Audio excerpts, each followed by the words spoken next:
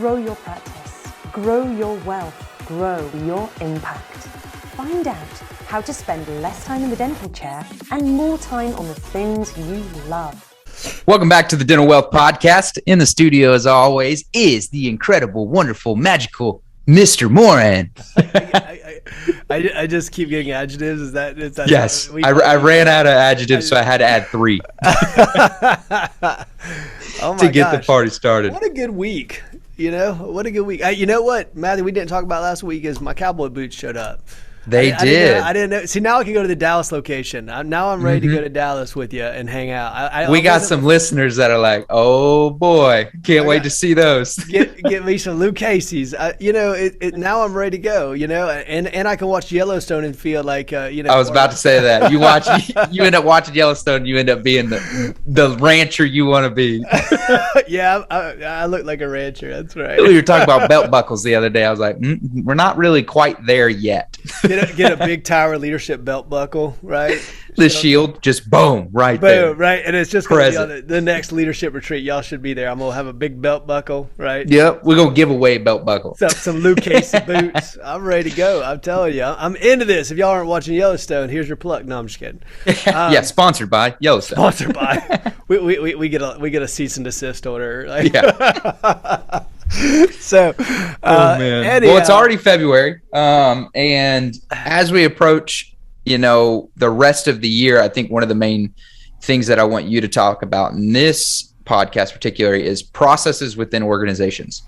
Touching on, what the importance of it, what that exactly means, process, because a lot of times people say, "I just want somebody to come in and fix my systems and processes." What does this exactly mean? Well, first. Now you remind me. This is how much I love business. I sent myself an article this morning, and here's what I sent myself to read because I didn't know how else to do this. So let me see it really quick. I'm gonna pull this article up. I thought this was interesting. Peloton's potential suitors: Amazon, Nike, Apple, Disney, or Sony. Now, let me tell you why I found this was interesting. All right, and why I sent this to myself so I can continue to read later. Peloton shares have lost over 80% of their value during the last 12 months. Well, that's right. Peloton CEO will step down as CEO, moving to his role as an executive chair, and be replaced by Barry McCarthy as the embattled company struggles. And of course they talk about, well, maybe the Peloton will try to get capital and whatever. Just there's lots of higher options sale. But I found this article interesting for that reason as you just spoke about, because it's kind of the first step to this whole thing, which is, all right, Peloton's potential suitors: Amazon, Nike, Apple, Disney, or Sony. Now, I don't know where that list came from. I got the article here, and so let's talk through that and process, because this actually relates to dental, which is first knowing who you are, right? Yeah. Because one of the things they had cited in this article, and I found this on Fox Business for any of you that want to look up the article, but it's interesting because you have a large manufacturing process that goes on with Peloton. It's a different beast. And so I think we start to look at this and say, okay, well, whose model does it actually suit well? We could go back to maybe Apple and say, could they have a large fitness program that's gaining speed with their flywheel and their business model and the way they're creating their business and what's happening. So think about that for a minute and start to go, okay, well, maybe it's an Apple thing because their business is designed around, or they're moving towards, I should say, a fitness platform, right? They have their own online fitness platform. So it might integrate right into their fitness platform, although I would argue that Apple is really weird about technology and the quality of the technology. And so does it fit in with an Apple product, or, would they change it? So there's all kinds of things to consider. And why the heck am I talking about this on a Dental Wealth podcast? Because first, you have to know who you are, and because what's happening is as we're building out our process within our business, we talked about something in our leaders level conversation in Scottsdale that is similar to this, which is really truly, first of all, solidifying who you are as a company and then building out processes around that.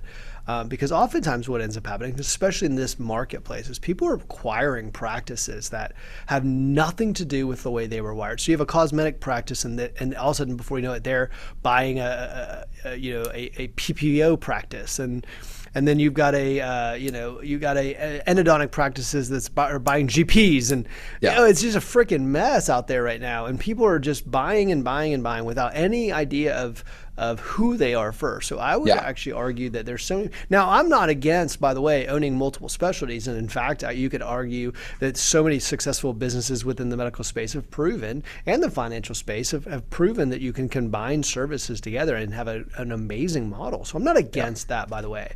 But I am against people who don't know who they are, haven't solidified who they are as a business, or what their trajectory is, or what their strategy is, or why they're doing what they're doing, and does it fit in? And so the same person will buy a practice that's doing $400,000 that has a part-time dentist and 2 ops, and then they'll buy something that's doing $1.8 million with 3 dentists.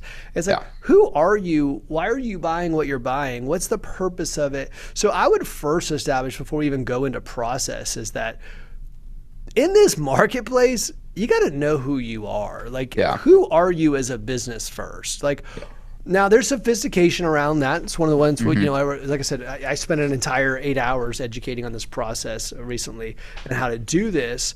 So it's not, there's work to do if you are going to figure out who you are. It's not as simple as just listening to a podcast. But I do want you to understand is that you've got to find a process that helps you identify who you are as a company. Because and I think, and to jump in right there, I think a lot of times when you hear the term process, and one of the reasons why we have a lot of group practices, large locations reaching out to you, is the fact that we're showing them a different process. When I hear process, even now in the dental world, people are like, well, what? So my process is within my organization, basically my operations, rather than what's the process you look at when you go to grow? Like, what's your acquisition process? Like, what does that look like? And I think that's why a lot of people end up calling in to speak to you, to speak to one of our advisors, is because they lack the process of that. But like you're saying which is like the nail on the head, is before we even get into that, you have to determine who you are. Yeah, because how do you build strategic direction if you don't understand your strategy, right? And so there is a strategy part of this. One of my arguments in the dental world right now is there's not a lot of strategy. People are just buying up stuff.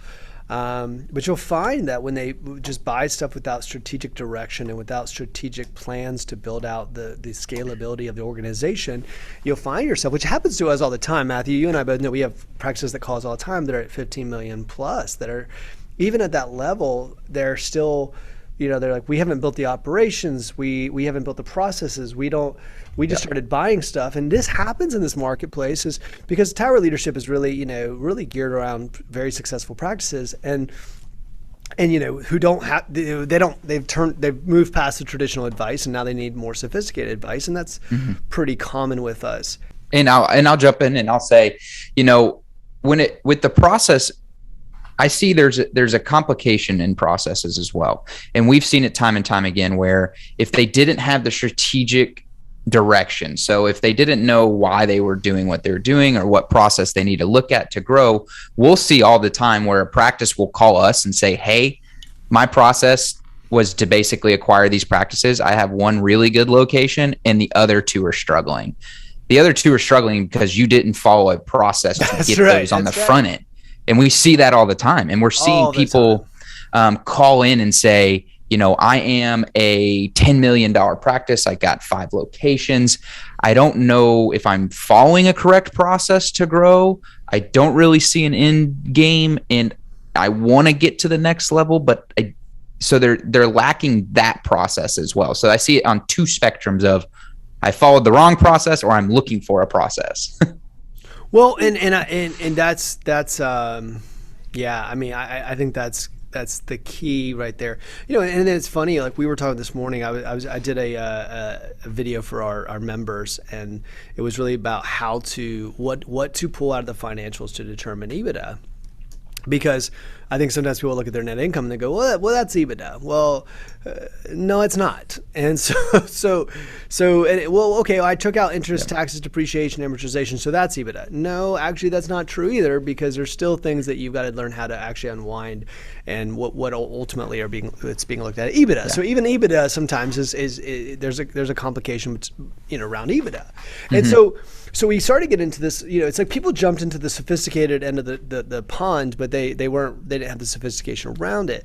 So I would say around that sophistication is, and that's why I picked that up, is I thought this is a pretty interesting article, and it made me think back to this conversation, because all these companies' boards are going to sit around. They're going to go, okay, should we acquire this Peloton company? And then they're going to say, does this fit within who we are, right?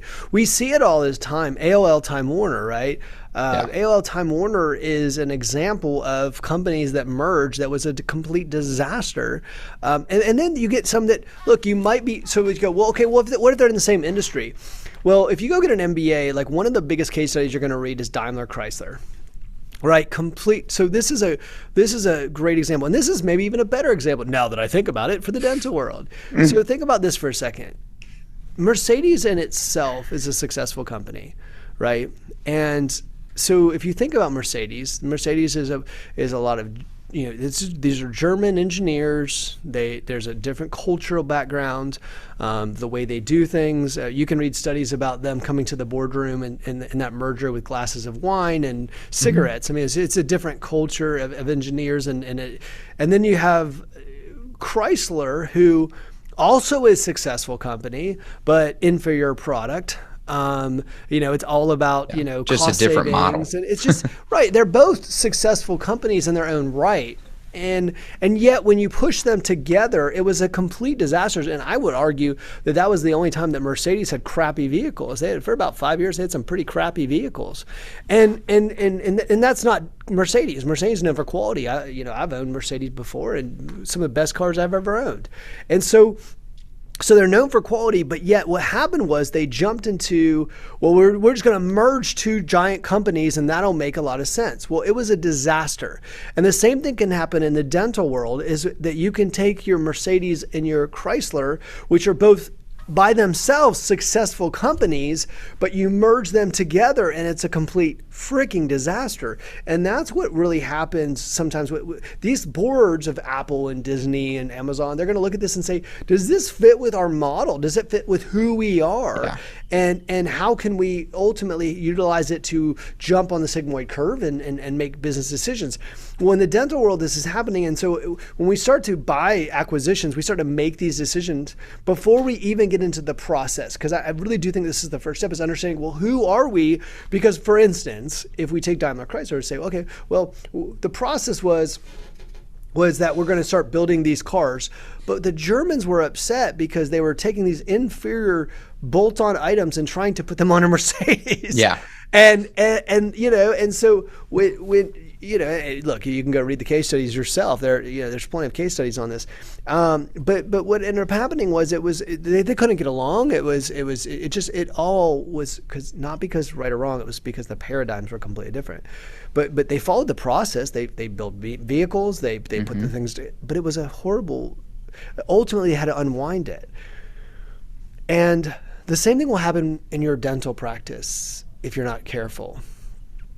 And be careful about, one of the things I'm also seeing these days, and something to be careful too, is I'm watching people hire people that are prior DSO, and then they go, I'm going to hire this person because they've got experience with Coast Dental, or they got experience with this company or that company, or they were an area manager for Heartland. I'm like, okay, but does that even fit into who you are? One of the things I was spending time with a client recently, and based on their model, everybody wants to use acquisitions, and they actually went to a large dental coaching institute, and that company told them it's all acquisition. It's interesting. Once we looked at their business model, acquisition was the last thing they should do. It should have been de novo. And it was so interesting when we kind of went through it. And by the way, I didn't know that and they didn't know that until we actually went through the process of talking through their strategy. And we got through the strategy. I was like, wow, it doesn't make any sense for you to do acquisitions. And in fact, it will cost you a lot of money.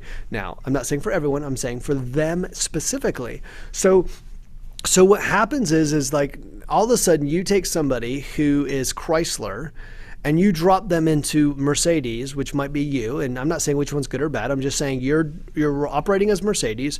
You're focused on a Mercedes customer experience or patient experience in this case, and we're operating along. And then we drop in Chrysler because this person's had experience with a DSO. And we go, well, that can help us grow. And they might help you grow.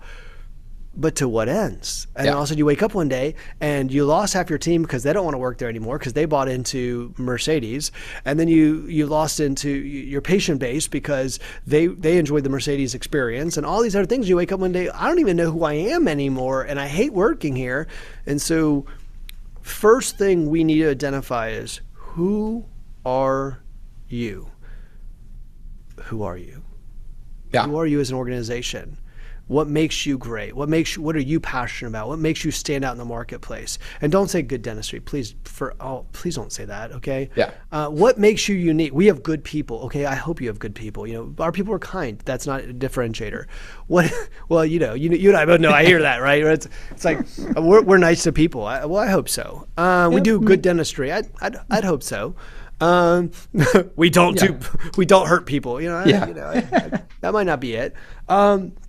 What makes you different? And then we start talking through process, right? So strategy always comes before tactics. Strategy always comes before tactics. If you are tactic first, then you run first into the battle, right? And then you figure out where you should have been running, right? That's not how we do this, right? We strategically prepare for battle. Then we go execute the battle. But we don't run into a battle, into a hail of bullets, and then go, where are we at again? Right? Why do we do this? Why do we do that? Why are we running into a hail of bullets, right? You want to figure that out on the front end. And I mean, we see it all the time. Well, I mean, clients come to us and they'll say they'll brag about it's funny how in the beginning they'll brag about having 4 locations.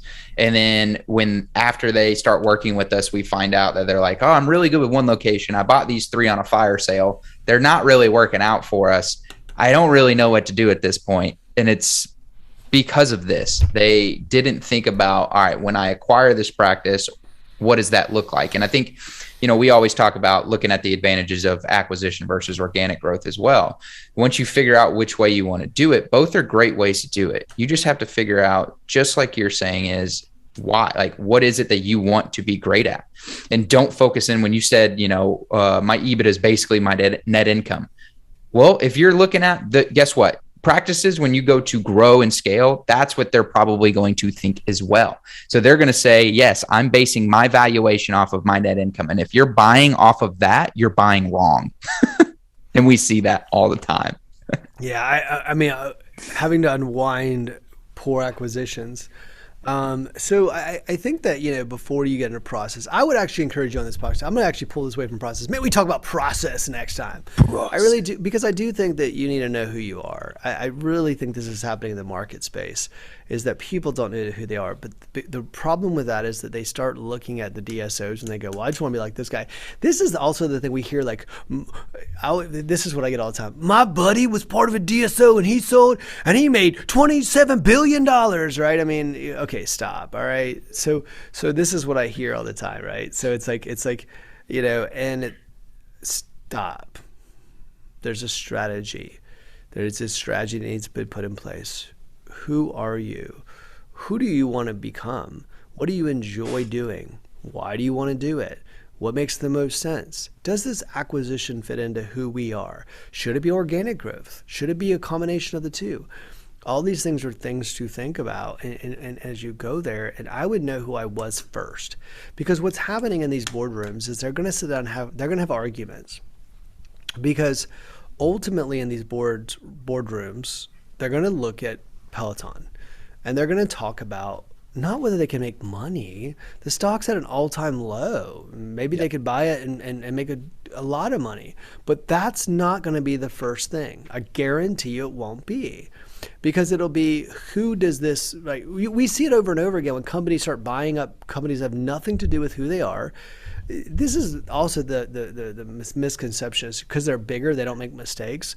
Well, all you got to do is look at the littered graveyard of business failures, and you can realize that Ivy League educations and ego have little to do with success. Yes. And you'll see that they thought they knew better than the marketplace, and it's this hubris born of success and just going through this path to doom. So I think that you have to look at this and saying, look, the first thing they're going to say is, does this actually fit with who we are as a company? Does this actually fit into the long-term game plan of this organization? Does this get us closer to what our goals are? Does it increase shareholder value? What are the liabilities of this? Like, all of these things are going to be looking at. And then once they get past that conversation, strategy first, then they're going to say, what would this ultimately do to the return to shareholder value? Then they're going to talk through that once they figure out if it makes sense, because there's nothing worse than having a high short-term increase in shareholder value, but then having a plunging decrease, right? So they're going to look at that. They're going to make the decision. And then if they decide, well, this does make sense for us, we actually looked at it, it does make sense, then they're going to come back and they're going to say, okay, because it makes sense for us, then what we're going to do now is we'll make an offer. But then if it makes the sense, and they'll see how what they expect the returns to be, what they can do with the platform. Do they bring it under their own name? Are they just kind of an owner? Do they leave it self-labeled? All these other things that go into this. But the reason why we talk about these things, and one of the reasons I bring up businesses that are non-dental, is so you can remove yourself a little bit from your own being up against the wall, and you can pull yourself out and you can see, oh, okay, companies have to deal with this all the time. This is not new. That acquisition of Peloton is no different than you acquiring an endodontic office as a GP. There's no difference. The question is, does it ultimately fit in? For some of you listening, it does. For some of you, it doesn't. And so without the right strategy, so I would ask yourself on this week's podcast, go back and do this. We're going to cut this podcast a little shorter. This should be a thinking podcast. Right? Go back. Exercise podcast. Homework to do. You got homework. Nothing better than getting homework, right? You got homework to do. Go back. We have some listeners that are actually going to do it, though. They will too, and they'll let us know. Like, who am I? Like, what do I want to be? What do I enjoy doing? What can I be best at anybody else in the industry at? What can I be the most passionate about? What financial metric will we use to track that, to know we're the best in the industry at this? Like, make sure you do it. That's called the hedgehog concept. Like, go back. Hey, can we be passionate about this? Best in the world at it, right? What financial number would indicate that we are the best in the world? Make sure you have those things down. Is this something I really enjoy doing? Like, and is this, so who do I want to be in the future? Who am I now? Why do I want to be that person? And does this acquisition fit into who we are? Being the most, so write those things down. What are we passionate about, right? What are we most passionate about? What can we be the best in the world at, or best in the industry at? And what financial metric will we utilize to measure that we are? Figure those things out, and then say, okay, that's our passion. That's what we love. That's who we are. And then figure out, does this acquisition actually fit into that? And if the answer is no, and if it's a distraction, don't do it. It might be organic growth and it might be acquisition, but figure out that part, and then we go to process. I like it. Next week, process, guys. So like, subscribe as always. Thanks for joining the studio today, Mr. Morin. Thank you, sir. I'm gonna go get my boots on. I like it. Lou Casey's, people. There's another plug. Yellowstone, Lou Casey's, belt buckles. I like it. Thanks for joining, guys. Talk to you soon. All right, bye.